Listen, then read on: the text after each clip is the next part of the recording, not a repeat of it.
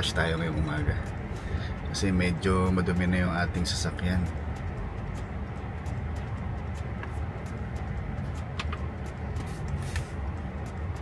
Tsaka para hindi masyadong maraming pila. Kasi doon sa aking pinagka-car washan dito sa Folsom, maraming nagpapa-car wash. Kaya ngayon agahan natin para tayo ay wala masyadong kasabay. Gandang weather ngayon. Sarap gumala. Sarap gumala pagka may pupuntahan. Pero ngayon, ang ating priority ay punta tayo ng car wash. Kaya nga pala school ni Nene sa kanan. Yung car wash nga pala sa amin, malapit lang. Parang 5 minutes lang. Kasama na yung mga stoplight. Mga stop pa sa mga intersection. Kaya lang naman minsan nagtatagal pagka medyo matagal yung palitan ng ilaw. Pero mas nag-average ka mga 5 minutes. Isa nga less than 5 minutes pa nandun ka na rin. Depende rin sa oras na ngayon pagpunta doon. Meron nga palang bagong hospital na ginagawa dito sa Folsom. Sutter Medical Center, parang yun ang pagkakabasa ko. Dito lang makalampas ng In-N-Out. Parang madadaanan yata natin. Oh yeah, madadaanan natin papunta sa car wash. Malaki rin yung hospital. Parang kasi laki ng Davis, yung UC Davis na hospital dito. Yan, nung parang last month nag-groundbreaking sila dun tapos ngayon start na ng construction. Yan. So ito yung sa kanan, ito yung In-N-Out. Yan, In-N-Out dyan. And then yun, yung ginagawang yan, may mga construction dyan. Yun yung Sutter Health Medical Center na ginagawa. And then sa kanan, dito yung papuntang Costco tsaka doon sa car wash. Yan, ito yung ating car wash. Yan, Quick Walk car wash. Diyan tayo, may membership tayo dyan. Unlimited car wash tayo.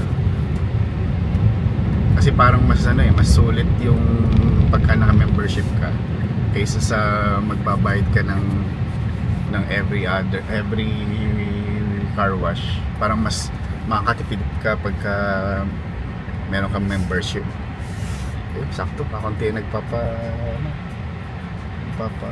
kasi makikita mo dyan pagka yan kasi yung vacuum tsaka touch up na towel dyan sa area na yan.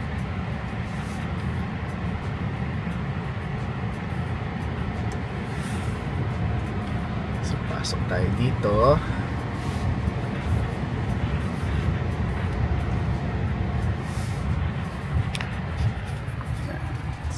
Set up natin ang ating kotse sa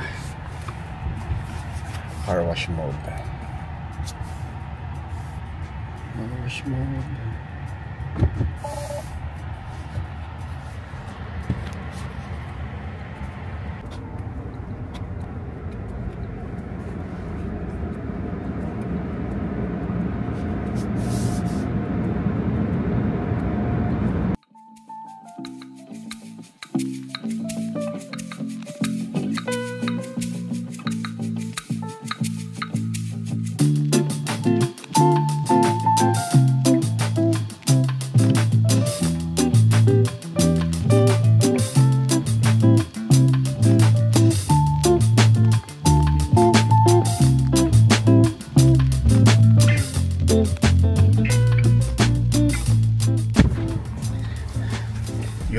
Tapos na tayo mag touch up. Pinunasan ko lang yung mga excess na tubig, saka vacuum ng konti, and then ayun, mabilis lang.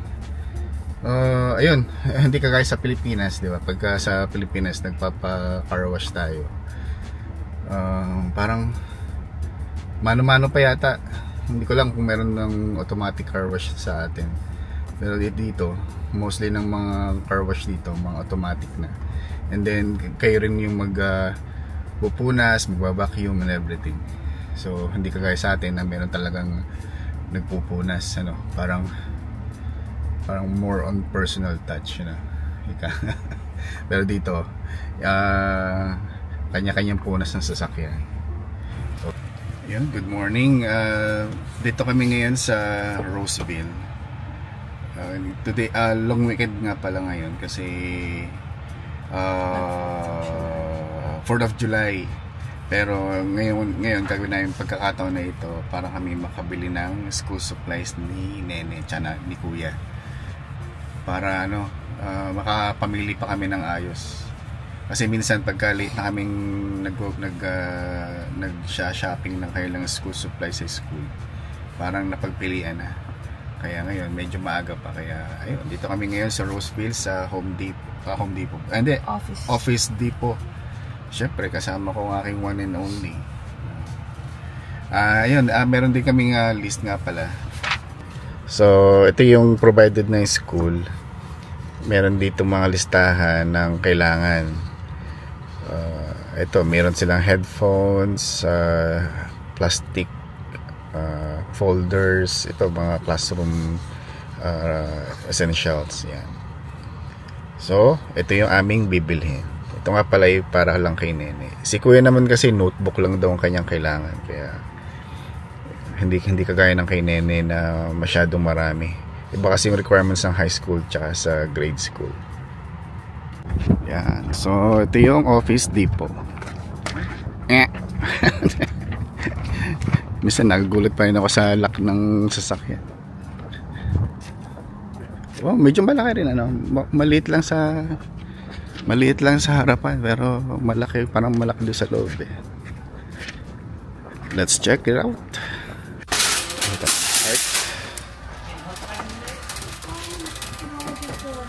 We have a list. Oh, let's go. We need help with it. Yeah, thank you.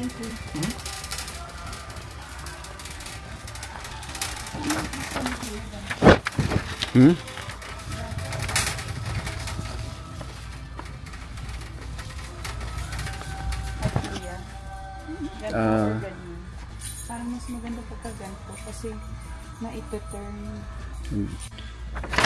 Ito lang ang request daw ni Kuya, 2 notebook. Yan. Ito kasi plastic na eh. Meron kasi yung ordinary na ganun. Ano pang, hindi mo ordinary, parang papel. Yan, oh. Ito yung pinaka-common na laging notebook ng mga bata. Ngayon, nakakita kami ng parang plastic.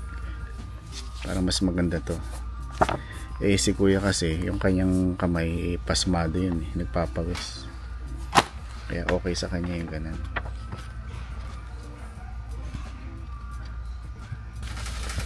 Yun, si Mrs. Naalala ko dati sa Pilipinas, National Bookstore, yun ang sikat sa atin, di ka? Pagkapasukan, pagkakabisi doon, lalo na sa mga SM, National Bookstore, yan. Nung wala pa National Bookstore dati, Expressions. Doon kami malimit ni Mrs. dati. Kasi doon sa Expressions, marami doon mga cards, tsaka mga stationaries. And then doon sa Lipa dati, meron doong parang computer shop. Kaya medyo malimit din kami doon.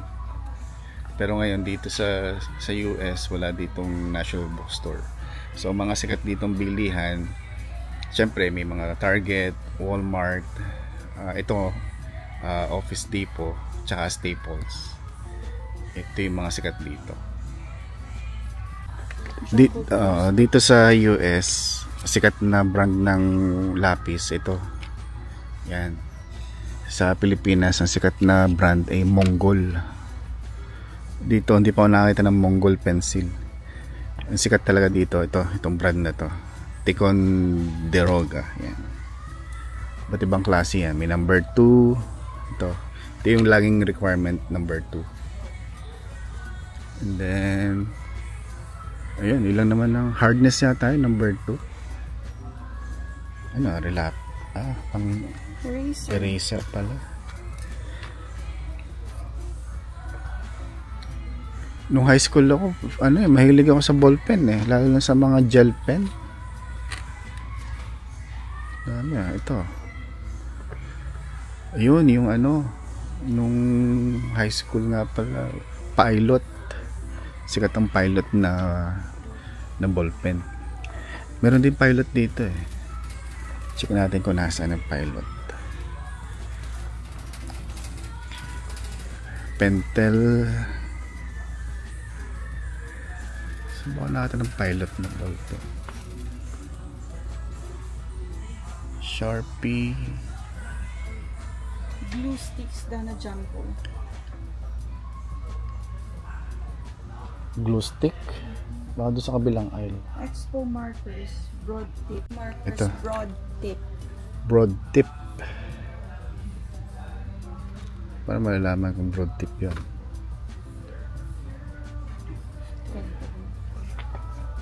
Fine. Ito pala, mayroon nakasulat to. Fine. Broad tip. At saka thin tip na black. Fine tip. Yung thin tip is ito.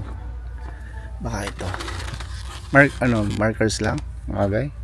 oh, expo markers broad tip na assorted colors at saka thin tip.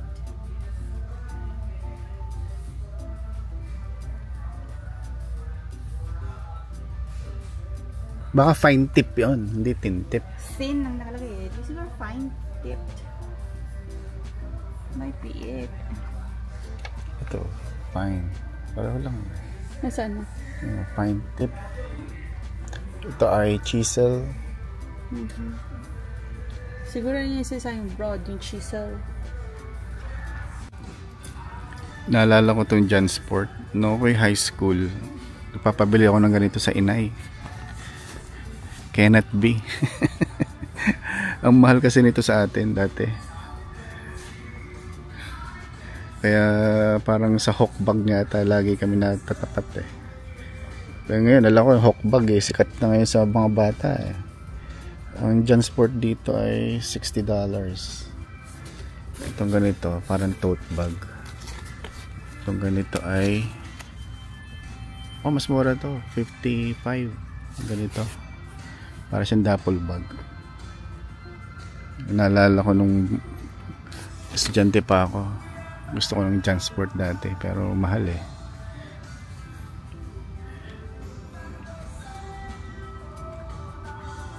si Mrs. Emily na, aking one and only Yeah.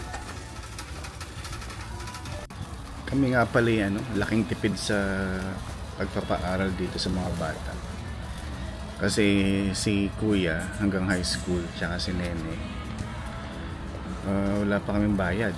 Libre pa sila sa school. Kagaya ni Kuya, high school, wala kaming binabayaran. Binabayaran lang namin kay Kuya is yung school bus. Yun lang. Wala man tuition, even yung mga laptop, yung mga libro niya sa school, libre lahat. Pati yung mga equipments, mga instruments nila, lahat libre. Yung mga binabayaran namin yun kay Kuya, let's say this coming school year, siya ay 10th grade or ano bang tawag doon, basta siya 10th grade na. Kung sa atin ay nung panahon ko siya ay 4th year high school na dapat, pero ngayon siya ay 10th grade. So wala siya lang tuition fee, pero kailangan namin bumili ng mga PE uniforms. Yun, isa yun sa binabayaran namin, hindi yung kasama sa school. Ano pa ba? Yung school bus, kasi nag-i-school bus siya sa umaga tsaka sa hapon. So yun ang mga binabayaran namin. Ano pa ba? Ayun, the rest is free, provided ni yung laptop ni Kuya, mga school books provided na rin, and everything, free lunch, free breakfast. So yun yung mga libre, kaya maganda rito sa US, sa California. Same din si Nene, wala kaming binabayaran ng tuition. Pero syempre, kailangan na yung bumili ng mga gamit nila. Kagaya nito, yung listahan. So, yun yung parang pinakatulong namin sa school. Hindi naman siya compulsory or talagang requirement. Kung kaya mo lang talagang mag-provide, ayun, di provide ka, no? Pero hindi nire-required talaga ng school na bawat isang bata ay mag-donate. Ito kasi donation na parang ganoon. Pero donation na parang sila rin ang gagamit sa buong school year.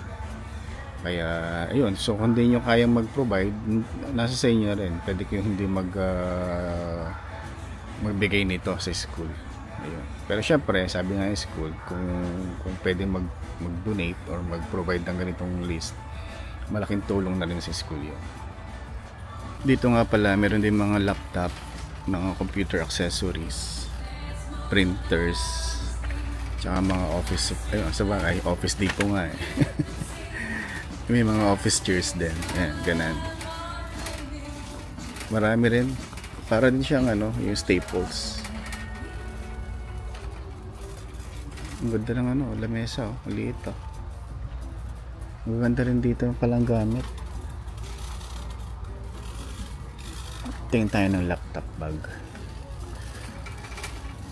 Ito, ang ganda rin to, table oh.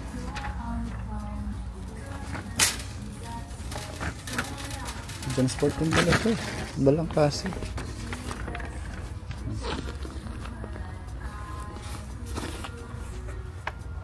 Ibang style.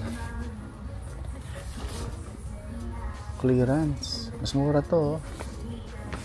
47 na lang. Dati siyang 94. Ngayon siya ay 47 na lang. Wow, mura. Sale. Ganda. Ito, sale din to. Original price niya ay 109. Ngayon siya ay 54 na lang. Bakit kaya mag-sale ito? Check natin. Sale lahat sila eh.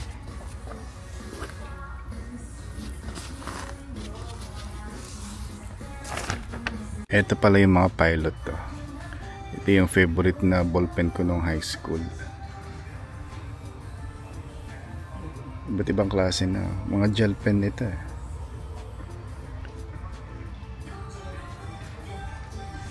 I remember the days. Mahal itong ganito sa atin eh. Pag nagpatak pa naman yung pilot, hindi na nasulat. Yun ang problema lang doon sa pilot dati sa nung high school ako. Yun, so tapos namin mag-shopping ng school supplies. Medyo natagalan din kasi si Mrs. ay nag-shopping din ng window shopping para sa kanyang opisina. Ayun. Ayun, ang total namin na grocery is $54 yata. Sabi nung cashier, nakasave daw kami ng $34. So kung wala savings, mga around $90. So yun lang. So yun, tapos namin mag-shopping ng school supply. So meron kaming ibang items na hindi binili kasi meron pa kami sa bahay. Or si Mrs. meron daw siya sa kanyang stocks na naitatago pa. Kaya hindi kami bumili. Parang dalawa lang items yung hindi namin nabili kasi meron pa kaming stocks. Or pwede pa yung stocks sa bahay. Okay. Alright. Ang init ngayon. Temperature ay anong temperature? Mainit? 86 degrees daw. Alright, that's it, Pansit.